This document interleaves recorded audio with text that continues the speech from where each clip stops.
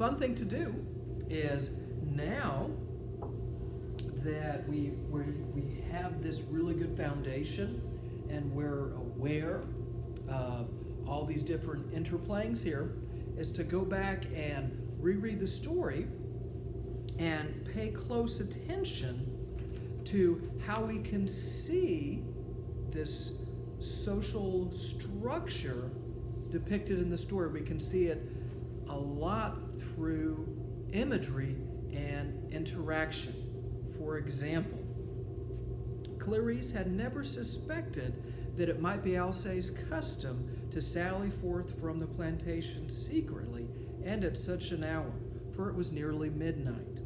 And had it not been for the telltale saddlebags, she would only have crept to bed to wonder, to fret, and dream unpleasant dreams. But her impatience and anxiety would not be held in check. Hastily unbolting the shutters of her door that opened upon the gallery, she stepped outside and called softly to the old Negro. "Great Peter, Miss Clarice, I was not sure was a ghost or what, standing up there plumbing the night that away." He mounted halfway up the long, broad flight of stairs. She was standing at the top. "Bruce, where is Monsieur Alcée gone?" she asked. Did you catch that? It was so quiet, so subtle.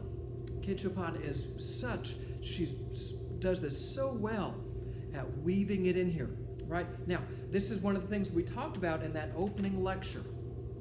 Lessening of authorial commentary.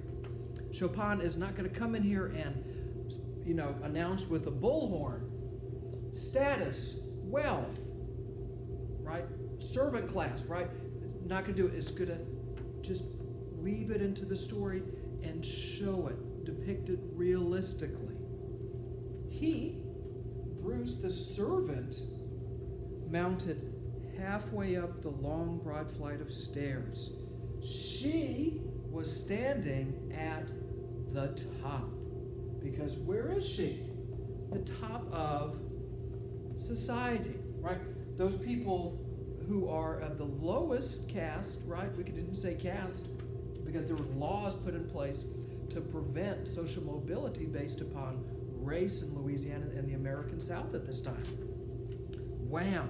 Isn't that so clever? We can all see this again when upper class will often address someone from one of the lower classes, and they'll be on a horse and physically higher as well, or on a balcony or on stairs looking out. Wow. Now, what we see here, this is called today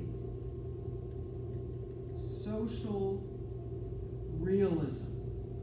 So what Chopin, the author, and other authors at this time were interested in doing was giving us a true depiction of 19th century society.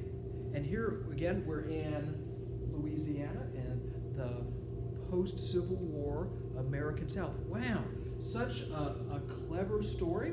And ultimately, right, so what determines, we don't necessarily marry based upon love and physical desire, but we have to stay within our social class because that's how we are able to concentrate wealth and power.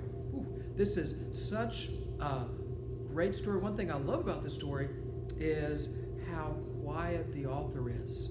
Right? Chopin is not getting in there with the bullhorn and blaring things out. We have to go through and pick up all these different clues, right? Imagery, symbolism, put everything together. Wow. So, social realism. Also, don't forget the term verisimilitude. How well does the writing resemble the truth? And remember, here in realism, the I is the judge, not the I, the letter I. So, until we see each other again, be well, do good work, and keep in touch.